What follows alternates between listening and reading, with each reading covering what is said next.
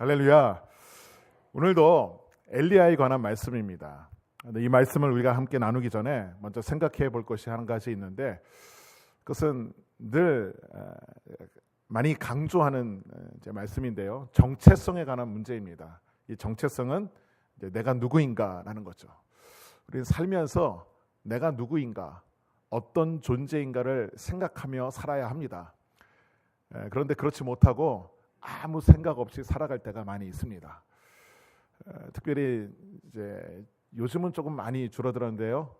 한동안 이제 많은 교회에서 있었던 그 세미나가 있었는데, 아버지 학교라는 세미나죠. 두란노 그 온누리교회에서 주최하는 그 아버지 학교의 주 슬로건, 그 주제가 뭔지 아십니까? 주여, 제가 아버지입니다라는 거죠.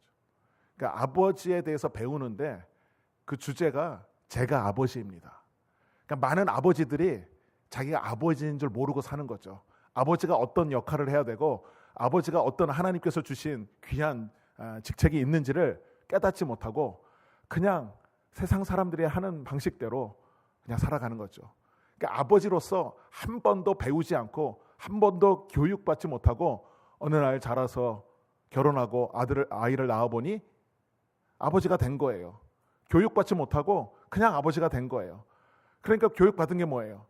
그냥 본인의 아버지, 그 아버지가 했던 대로 그대로 답습해서 그것이 잘못되는 경우 가정이 파괴되고 어려움을 겪는 경우가 많이 있지 않았습니까? 그런 면에서 제대로 배우기 위해서 내세운 그 아버지 학교, 그 학교의 주제가 제가 아버지입니다라는 거죠. 그 정체성을 먼저 이제 생각하고 시작하는 거예요. 우리 신앙생활에서도 마찬가지예요. 내가 누구인가, 신앙인으로서 그리스도인이다라는 거죠. 예수를 믿는 자, 예수쟁이다. 그리고 또 한 가지 중요한 것은요, 우리가 예수님을 믿을 때 어떤 권세가 주어집니까? 아주 중요한 건데, 하나님의 자녀가 되는 권세가 주어지는 거예요. 이 하나님의 자녀의 권세가 너무나 크고 놀라운 거예요. 이것을 생각한다면 우리는 세상을 승리하며 살아갈 수가 있어요. 그런데 그것을 망각하고 그냥 세상에 휩쓸려서 세상에서 내가 지금 처해 있는 형편과 여러 가지 상황들을 바라보면서 낙심하고 또 실망하고 또 여러 가지 어렵게 근심하며 살아갈 때가 많이 있잖아요. 근데 제발 우리가 하나님의 자녀라는 이 정체성 꼭 잊지 않기를 바랍니다. 그리고 또 하나님 나라의 백성이에요. 그리고 하나님 나라의 거룩한 군사, 용사예요.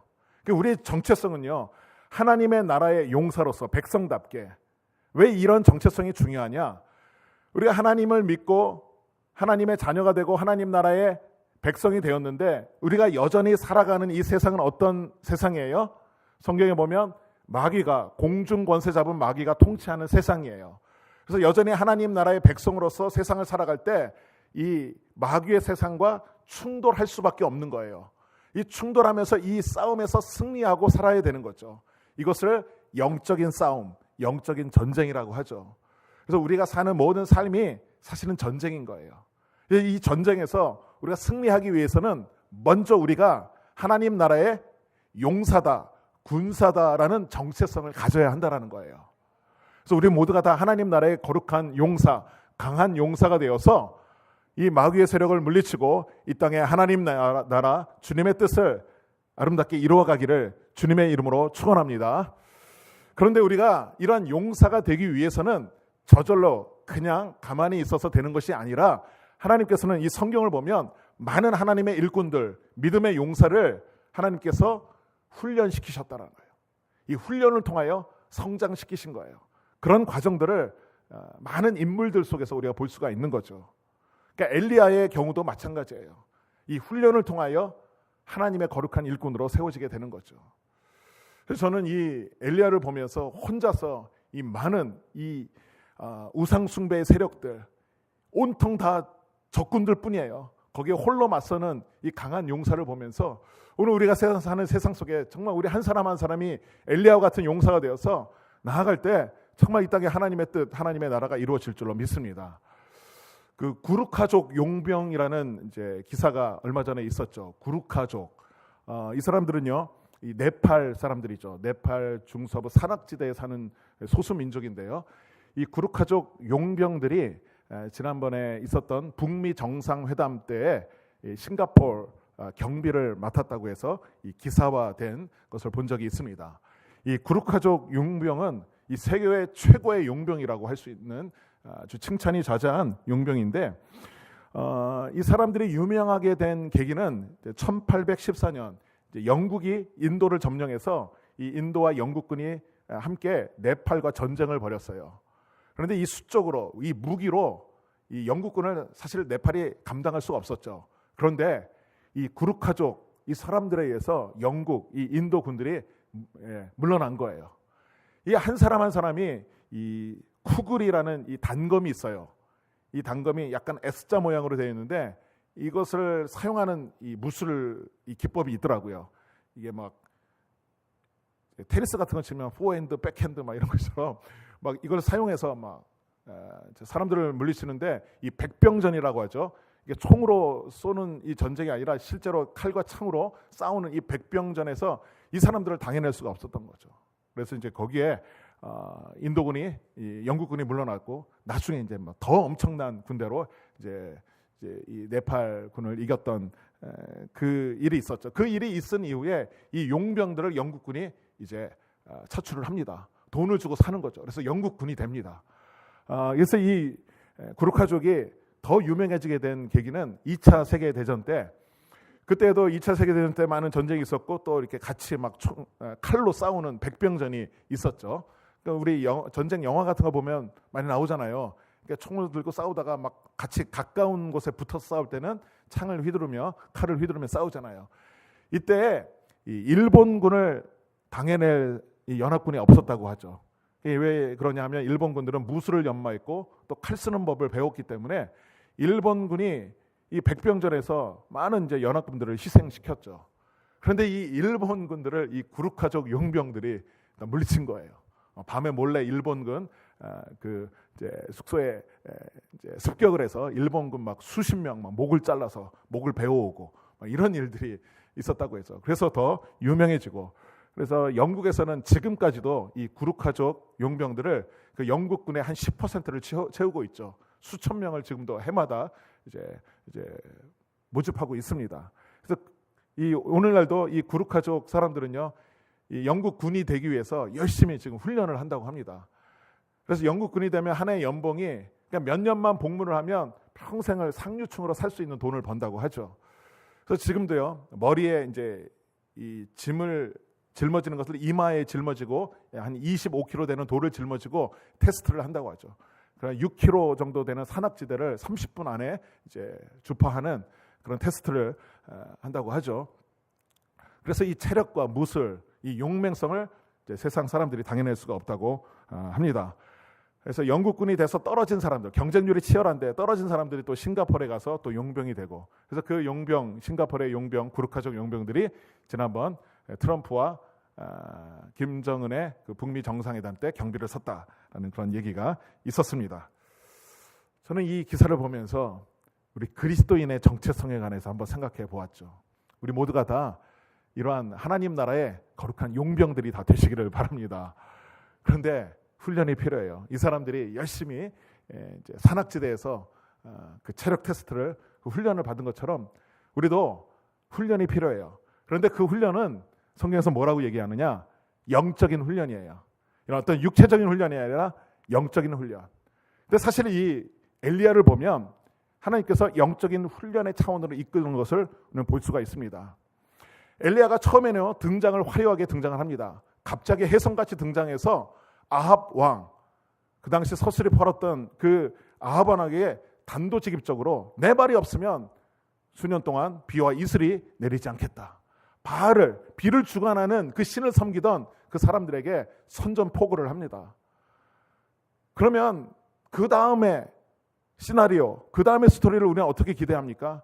하나님이 함께 해주셔서 그 우상의 세력들을 물리치는 승리하는 그 상상을 해보는데, 그렇지가 않고 하나님께서 엘리야를 어떻게 인도합니까?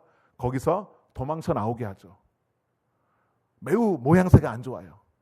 그냥 큰 소리 한번 뻥 쳤는데 그냥 도망치는 거죠. 그래서 그리 시냇가에서 숨으라라고 하나님께서 명령하십니다. 그런데 그 명령에 이제 하나님의 말씀에 순종하는 훈련을 하나님께서 시키시는 거예요. 그래서 그 명령을 따라 그릿시내가, 그리고 그 그릿이라는 그 이름의 뜻은 단절이라는 것이죠. 단절된 곳에서 어떻게 연명을 합니까? 까마귀가 가져다 주는 음식을 먹으면서 연명을 합니다. 한꺼번에 좀 먹을 만한 음식들 가져다 주는 것이 아니라 까마귀라는 그 새가 얼마나 가져다 주겠습니까? 아침 저녁으로 가져다 주는 그 음식을 먹으면서 연명을 하는 거죠. 그러면서 어떤 훈련을 합니까? 매일매일, 매 순간, 날마다, 숨 쉬는 순간마다 하나님만 바라보는 훈련을 하는 거죠.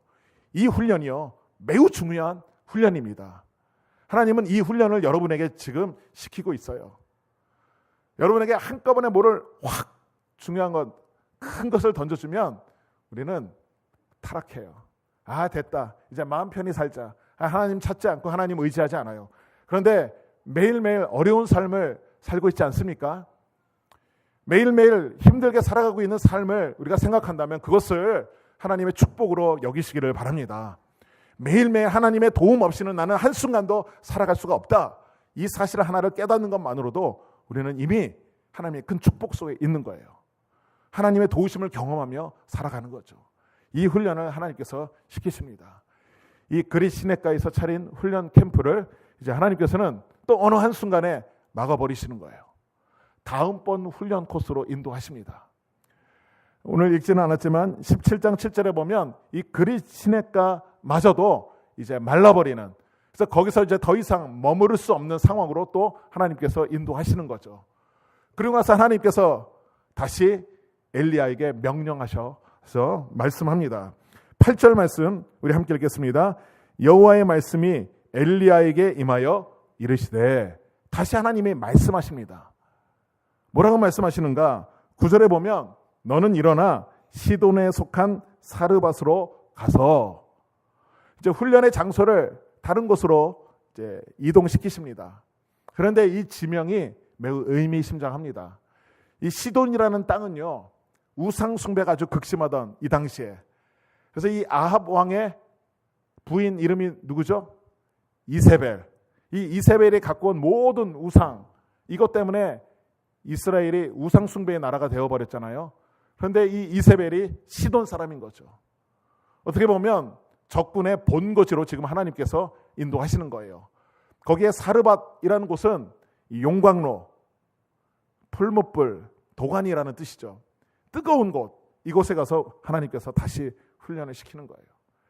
지금 시내가 마르고 더 이상 까마귀가 먹을 것을 가져다 주지 않아요. 그래서 훈련 캠프를 옮기는데 더 어려운 코스로 하나님께서 인도하시는 거죠. 불평이 나올 수 있는데 엘리야는 순종합니다. 그런데 설상가상으로 더 의미심장한 것은 누구에게로 갑니까? 과부에게 갑니다. 과부. 지금 먹을 것이 없어서 하나님께서 좀 먹을 것을 주기 위해서 이동을 시키는데, 하필이면 그 어려운 땅, 우상 숭배의 장소에 가서 그곳 과부에게 가라.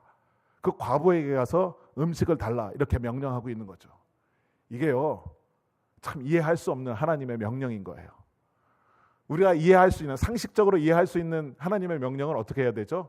지금 먹을 것이 없어요. 그러면 누구에게로 가야 돼요? 좀 먹을 것이 있는, 좀 여유가 있는 부자에게 가서 그 부자가 나눔을 통해서 주는 그 음식을 먹고 살면 그게 당연한 거, 상식적인 거 아니겠어요? 그런데 과부에게 보내는 거예요. 그래서 그 말씀에 순종해서 사르밧으로 가서 그 성문에 이럴 때 어느 한 과부를 봅니다. 그 과부가 나뭇가지를 줍고 있는데 그 과부에게 이야기를 합니다. 이 사람이 맞는지를 확인하기 위해서 가서 물을 조금 달라라고 명령을 합니다. 그런데 사르밧 과부가 그 명령에 또 순종을 합니다. 이 순종하는 모습을 보고 이 사람이 맞구나라고 생각을 하고 이제 하나님께서 명령하신 그 말씀을 하고 있는 거죠. 어떤 말씀이에요? 11절 말씀에 보면 그가 가지러 갈 때에 엘리야가 그를 불러 이르되 청하건대 내 손에 떡 한 조각을 내게로 가져오라. 물을 가져올 때 떡 한 조각을 가져오라라고 명령을 합니다. 그런데 이 명령이요, 이 가난한 과부의 마음을 좀 상하게 한 거예요. 이해할 수 없는 명령이다. 왜? 지금 이 과부는요, 너무 지저지게 가난한 거예요. 그래서 이 명령만큼은 순종하기가 어려웠어요. 그래서 뭐라고 얘기합니까? 자신의 형편을 얘기하죠. 자신의 형편이 뭡니까? 12절 말씀이에요. 우리 함께 읽어보도록 하겠습니다. 그가 이르되 당신의 하나님 여호와께서 가루 한 움큼과 병에 기름 조금뿐이라 내가 나뭇가지 둘을 주어다가 내 아들을 위하여 음식을 만들어 먹고 그 후에는 죽으리라. 아멘. 지금 이 가난한 과부가 상황이 형편이 어떻게 돼요? 지금 있는 게 한 움큼의 곡식 가루예요. 그리고 병에 기름 조금이에요. 이거 가지고 그냥 한 움큼 정도 떡 만들 정도예요. 그런데 그걸 가지고 달라고 하니 이건 이해할 수 없는 거죠. 그러니 그 형편을 이야기하는 거예요. 자, 이쯤 되면 상식적으로 어떻게 반응해야 되죠? 그럼 됐다고. 안 해도 된다. 이게 상식적이고 일반적인 생각이죠. 그런데 엘리야도요, 이 말씀에 순종하기가 어려웠을 거예요. 사실 형편 생각하면 이런 말하기가 정말 어려웠을 거예요. 그런데 하나님 말씀이기 때문에 명령하는 거예요. 어떻게 해야죠? 13절 엘리야가 그에게 이르되 두려워하지 말고 가서 내 말대로 하려니와 먼저 그것으로 나를 위하여 작은 떡 한 개를 만들어 내게로 가져오고 그 후에 너와 내 아들을 위하여 만들라. 그걸 가지고 떡을 만들되 조금은 나에게 달라. 그리고 나서 나머지는 먹어라. 너의 아들과 함께. 이렇게 명령을 합니다. 오늘 여기서 나오는 하나님의 말씀들, 하나님의 명령들에 엘리야도 순종하고 이 사르밧 과부도 순종합니다. 바로 이 말씀을 통하여 하나님께서 이들을 훈련시키는 그 목적을 우리는 알 수가 있는 거죠. 어떤 훈련입니까? 순종의 훈련인 거예요. 순종의 훈련. 이 순종의 훈련이요, 너무나 중요하기 때문에 이 순종의 훈련을 엘리야도 하고 있는 거고 사르밧 과부도 하고 있는 거예요. 이 순종은요, 성경 전체를 흐르는 가장 중요한 하나님의 뜻이에요. 태초에 아담과 하와에게 하나님께서 말씀하시잖아요. 그 말씀에 순종하면 에덴 동산에서 정말 아름다운 평강과 축복을 받으며 누리며 살아갈 수 있었는데 하나님 말씀에 불순종하잖아요. 이 불순종이 죄다라는 거예요. 그리고 나오는 모든 인간의 인류의 삶이 뭐예요? 결국은 순종과 불순종으로 나눠지는 거예요. 하나님의 말씀에. 그래서 이스라엘 백성들을 출애굽시킨 다음에 하나님께서 명령하신 말씀도 뭐예요? 내 말에 순종하면 내가 축복 주지만 내 말에 불순종하면 저주가 임할 것이다. 분명히 말씀하고 있잖아요. 그 말씀을 따라 이스라엘 백성들이 살아가는 모든 삶의 여정, 사사기, 열왕기, 상하, 이 모든 것들이 결국은 뭐예요? 순종과 불순종의 삶의 모습인 거예요. 지금 하나님께서는 엘리야를 하나님의 일꾼으로, 하나님의 강한 용사로, 나중에 갈멜산에서 이 850명의 바알과 아세라 선지자와 싸우기 위해서 이 순종의 훈련을 시키고 있는 거죠. 하나님 말씀 전하라라는 거예요. 형편 보지 말라라는 거예요. 인정사정 볼 것 없다라는 거예요. 그냥 내 말대로 하라라는 거예요. 그런데 하나님 말씀대로 하라라는 그 명령에 순종할 수 있었던 가장 중요한 비결은 뭐예요? 하나님이 그냥 믿음을 테스트하기 위해서입니까? 아니에요. 이런 명령을 하는 목적이 있는 거예요. 그 목적이 뭐예요? 바로 14절에 나와 있잖아요. 14절 말씀 우리 함께 읽겠습니다. 이스라엘의 하나님 여호와의 말씀이 나 여호와가 비를 지면에 내리는 날까지 그 통에 가루가 떨어지지 아니하고 그 병에 기름이 없어지지 아니하리라 하셨느니라. 아멘. 바로 이러한 축복을 주시기 위하여 이런 명령을 내리시는 거예요. 하나님께서 주시는 이 축복에 합당한 믿음의 사람, 순종의 사람이 되는지를 하나님께서는 테스트하고 있는 거죠. 그 작은 테스트를 바로 지금 내 지금 작은 형편, 어려운 형편 속에서도 하나님 말씀대로 순종하느냐를 지금 보고 계시는 거예요. 오늘 우리가 순종해야 된다는 거 너무나 잘 알아요. 우리가 많은 말씀을 들었고 또 우리가 어떤 지식적으로, 이성적으로 알아요. 그런데 순종하지 못할 때가 많이 있잖아요. 그렇죠. 불순종하는 삶이 더 많잖아요. 왜 그래요? 마귀가 우리를 순종하지 못하도록 자꾸 미혹하는 거죠. 이게 영적인 싸움이에요. 그래서 우리가 순종하지 못하도록 우리의 마음과 생각과 뜻을 자꾸 불순종의 마음으로 이끌어요. 그런데 그 불순종의 마음으로 이끄는 중요한 근거가 뭔지 아세요? 이걸 우리가 알아야 돼요. 영적으로. 이 영적인 원리를 깨달아야 우리가 승리할 수가 있는 거예요. 그럼 뭐예요? 여기 나와 있는 형편이에요. 형편. 많은 오늘날의 그리스도인들이 순종의 길로 나아가지 못하는 그 원인이 뭐냐? 형편을 먼저 생각하는 거예요. 내 형편, 내 상황, 내 생각, 내 계획, 내 감정, 내 기분, 내 욕심, 이것이 앞서는 거예요. 그렇기 때문에 순종하지 못하는 거예요. 하나님의 말씀이 내 형편보다 앞서야 되는데 그러지 못해요. 형편이 앞서는 거예요. 형편이 안 돼요. 하나님 말씀 알겠는데 하나님 아시잖아요. 나 지금 이런 형편인 거. 내가 시간이 어디 있어요? 시간 없죠. 섬길 수 있는 시간 우리가 못 내는 거예요. 우리가 드릴 수 있는 물질 못 드리는 거예요. 저 어려워요. 지금 이거 하고 저거 하고 해야 되는데 못해요. 우리의 교만 때문에 하나님의 뜻을 이루지 못하는 때도 많이 있잖아요. 욕심 때문에. 이걸 조심해야 되는 거예요. 이 순종이 뭐예요? 순종은 하나님이 가라 하면 가는 거고요. 하나님이 멈춰라 하면 멈추는 거고요. 하나님이 뛰라 하면 뛰는 거고요. 하나님이 기어라 하면 기는 거고요. 하나님이 앉아있으라 하면 앉아있는 거예요. 하나님의 말씀이 어떠한 말씀인지 우리가 순종하는 거예요. 그런데 지금 뛸 수 없어요. 지금 앉아있을 수 없어요. 지금 상황이 안 그래요. 우리의 생각이 먼저 앞서는 거잖아요. 오늘날 그리스도인의 모습들이 이것이 너무 많아요. 그래서 많은 목사들도 목회자들도 이것 때문에 사실 하나님의 뜻을 제대로 전하지 못하는 그런 목사들도 많이 있죠. 왜? 형편을 먼저 생각하니까. 이 형편을 무시하고 하나님 말씀 전하고 막 얘기하면 저 목사님은 우리 형편도 알아주지 못하고 왜 저럽니까? 이런 반발이 오니까 그거 두려워해서 말하지 못하는 분들도 많이 있죠. 그런데 하나님 말씀은 하나님 말씀대로 전해야 되는 거죠.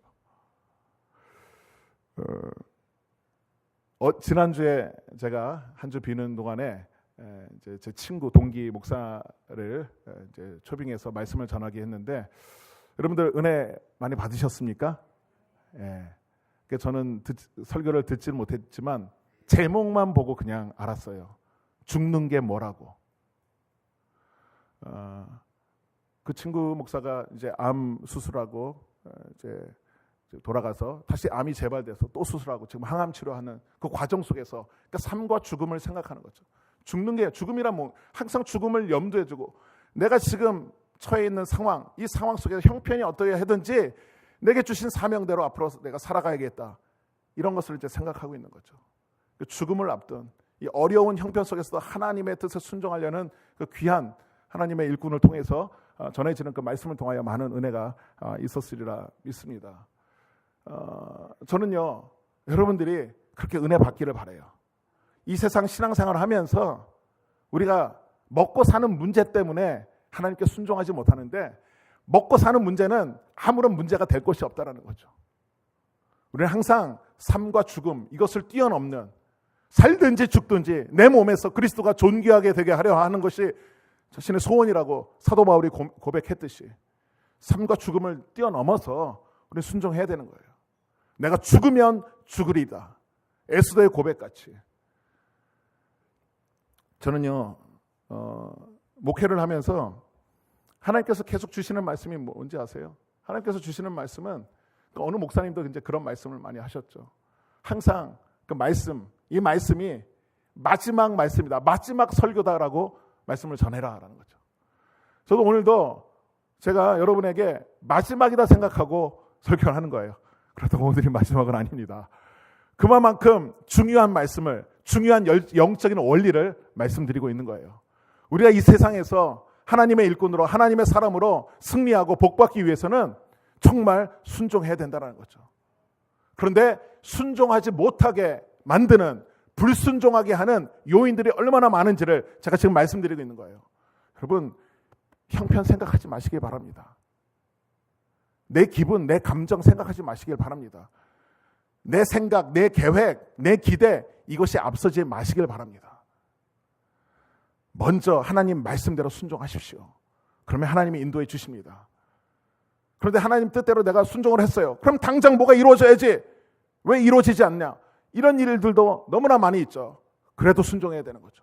하나님의 때가 있으니까.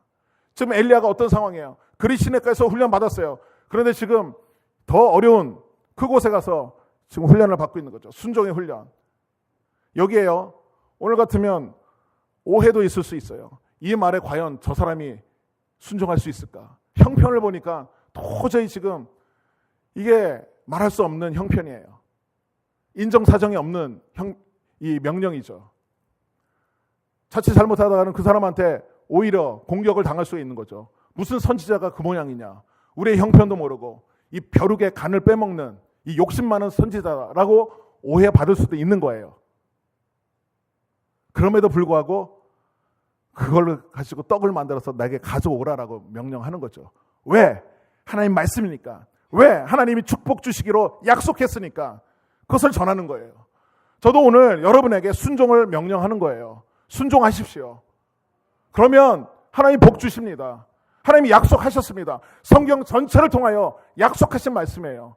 우리가 살면서 이제 많은 상황들, 많은 형편들 속에서 하나님 말씀이 주어질 겁니다. 지금 기도하라고 오라고 하는데 기도하러 갈까? 지금 시간이 없는데 바쁜데. 무엇을 먼저 생각하고 결단할 것입니까? 하나님 말씀을 먼저 선택해야죠. 지금 섬기라고 하는데, 봉사하라고 하는데, 헌금하라고 하는데 어떻게 해야 됩니까? 먼저 순종하십시오. 순종해야 됩니다. 근데 순종 안 하고 우리는 너무나 교만해져서 너무나도 당당하게 불순종의 길을 선택하고 살아가는 사람들이 너무 많이 있어요. 너무 안타까워요. 그래서 오늘 우리 삶 속에서 정말 순종을 선택하시길 바랍니다. 이것이 내 계획, 내 상황, 나의 어떤 경험과 다를지라도 성경에 보세요. 얼마나 많은 인물들이 자신의 경험을 다 뛰어넘어서 말씀에 순종했나. 베드로가요. 예수님이 깊은 데로 가서 그물을 내리라고 했을 때 베드로의 그 어부의 상식으로는 지금 그 깊은 곳에 그물을 내리면 고기를 잡을 수 없어요. 그런데 자신의 경험을 먼저 생각해야 되는지 아니면 예수님의 말씀을 생각해야 되는지 잠시 고민했을 거예요. 그런데 내가 말씀에 의지하여 그물을 내리리이다. 그 말씀을 따라서 그물을 내릴 때 기적이 일어났잖아요. 나아만 장군이 있었어요. 문둥병에 걸렸어요. 그 좀 낫게 해달라고 엘리사 선지자의 요청이 있었는데 그 작은 여종이 와서 얘기하기를 요단강에 가서 7번 씻으라라는 거예요. 자신의 생각과 기대와는 정반대예요. 무슨 그 더러운 마에 가서 7번을 씻느냐. 받아들일 수 없는, 자신의 체면에 받아들일 수 없는 명령이었죠. 그런데 순종하는 거예요. 순종할 때 나음을 얻은 거예요. 오늘 이러한 상황들이 너무나 많이 우리의 삶 속에 다가온다라는 거예요. 지금 내 생각, 내 기분, 내 감정, 내 형편, 내 상황에 맞지 않은 하나님의 명령들이 사실 많이 오고 있는 거예요. 그 속에 우리 순종의 훈련, 말씀에 순종하는 그 훈련을 받는다 생각하고 이 말씀에 순종하고 말씀을 선택하시길 바랍니다. 그리할 때 하나님께서 마르지 아니하는 축복을 허락해 주실 것입니다. 이런 훈련이요 이제 반복되는 거예요. 거듭되는 거예요. 한 번 있다가 없어지는 게 아니에요. 운동선수들이요 매일매일 운동합니다. 한 번 운동했다고 그 다음날 쉬면 아니에요. 매일 운동해야 돼요. 저희 아들이 이제 축구를 하는데 이번에 미국에 같이 갔다가 거기서 돌아다니느라고 운동을 안 했죠. 그래서 몸이 좀 이상하다. 그래서 한번 이제 운동장에 나가서 뛰는데 이게 안 나오는 거예요. 폼이 안 나오는 거예요. 이게 기술이 안 나오는 거죠. 이게 선수들은요 하루만 쉬어도 이게 안 나오는 거죠. 매일매일 훈련을 해야 되는 거죠. 우리 신앙인들도 우리 강한 그리스도의 군사들도 마찬가지인 거예요. 그래서 매일매일 훈련이 있는 거예요. 그래서 매일매일 기도하는 거죠. 쉬지 말고 기도하라. 범사에 감사하라. 이런 하나님의 명령들이 매일매일 우리의 삶 속에서 하나님 말씀을 따라 살아가라. 순종하라라는 명령인 것이죠. 그래서 우리의 삶 속에 매일매일 나의 삶이 훈련이다 생각하시고 순종의 훈련, 이 영적인 훈련을 잘 받으시기를 바랍니다. 그래서 하나님의 귀한 강한 용사로서 온전히 세워져서 이 세상, 어두운 세상, 하나님을 거역하는 이 세상 속에 하나님의 뜻을 이루고 하나님의 나라를 건설하는 거룩한 일꾼들이 되시기를 바랍니다. 하나님은 이러한 위대한 일에, 이러한 가치 있는 이 의미 있는 일에 우리를 지금 초대하고 있는 거예요. 하나님 우리를 그냥 의미 없이 그저 하루 먹고 살고 이런 삶을 살아가기를 원하지 않으셔요. 우리 한 사람 한 사람을 정말 하나님 나라의 귀한 인물로 쓰시고자 지금 우리를 부르시고 계시고 우리를 훈련의 길로 인도하시는 거예요. 그 길을 걸어가시기를 바랍니다. 때로는 그 말씀이 납득이 안 돼도 이해할 수 없어도 하나님 말씀이니까. 제가요 여러분에게 어떤 목회를 통하여 어떤 말씀을 전할 때 제 말에 순종하시기를 바랍니다. 죄송합니다마는 제가 어떤 잘못된 길로 인도한다면 그거는 거부할 수가 있죠. 그런데 하나님 말씀을 따라 우리 기도합시다. 우리 말씀 봅시다. 우리 성령 충만 받읍시다. 우리 선교합시다. 우리 열심히 이 땅과 이 나라를, 이 민족을, 이 지역사회를 위해서 열심히 섬깁시다. 이런 말씀에는요 순종하셔야 되는 거예요. 이런 말씀마저도 불순종하고 지금 상황이 어떤 때인데 하면서 불평하면 안 되는 거예요. 이 상황에, 이 엘리야의 상황 속에 분명히 다른 사람, 여러 사람에게 이 말씀을 했을 때 분명히 반발하는 사람이 있었을 거죠. 이 벼룩의 간을 빼먹는 저 선지자, 욕심 많은 선지자, 이렇게 오해받기에 아주 쉬운 상황이었죠. 그런데 이 사르밧 과부는 그 명령에 순종합니다. 순종해서 그걸 가지고 작은 것, 사실 하나님 원하시는 건 작은 것을 원하는 거죠. 큰 거 원하는 거 아니에요. 이 작은 것을 드리는 이 마음, 이 순종하는 마음, 그것을 보시고 역사하시는 거죠. 오병이어가 이 5,000명 되는 사람들에게 얼마나 되겠사옵나이까 이렇게 말하잖아요, 빌립이. 그러나 그걸 드렸을 때 5,000명이 먹고도 12광주리를 남는 역사가 일어나잖아요. 우리 작은 헌신이, 작은 순종이 엄청난 기적을 나타내는 거예요. 그러므로 우리 하나님 말씀이 임하였을 때, 하나님께서 말씀하실 때 이것이 하나님의 나라, 주님의 뜻을 위한 귀한 성경 말씀의 진리라고 우리가 믿어진다면 순종하시기를 바랍니다. 그래서 순종의 길로 걸어가서 강한 용사로서 온전히 세워져서 하나님께 쓰임받는 축복받은 인생들 다 되시기를 주님의 이름으로 축원합니다. 기도하겠습니다. 주신 말씀 기억하면서 하나님, 우리 매일매일의 삶이 어렵고 힘든 형편이지만 그러나 그 형편 속에서도 주님의 말씀을 따라 살아가는 거룩한 주님의 일꾼들, 주님의 강한 용사들이 되게 하여 주시옵소서. 내 생각, 내 계획, 내 감정, 내 기분, 이 모든 것들 다 내려놓고 주님 말씀을 따라 서로 사랑하며 서로 용서하며 서로 이해하며 서로 하나 되며 날마다 기도하며 예배드리며 말씀 앞에 굳건히 서서 나아갈 수 있도록 우리 삶을 인도하여 주시옵소서. 이 힘든 세상, 어려운 세상, 마귀가 우리를 미혹하는 세상 속에 우리가 불순종의 길로 빠지지 않도록 우리를 붙들어 주시고 정말 하나님이 기뻐하시는 순종의 길로 걸어가서 놀라운 하나님의 사랑과 은혜의 축복을 받는, 그래서 하나님께 귀하게 쓰임받는 복된 인생, 정말 아름다운 인생, 가치 있는 인생으로 살아갈 수 있도록 우리를 붙들어 주시고 우리를 인도하여 주시며 우리의 가정과 우리의 교회를 하나님께서 인도하여 주시옵소서. 우리 다 같이 주여 한번 크게 외치고 간절한 마음으로 자신의 목소리를 내어 우리 간절히 기도하겠습니다.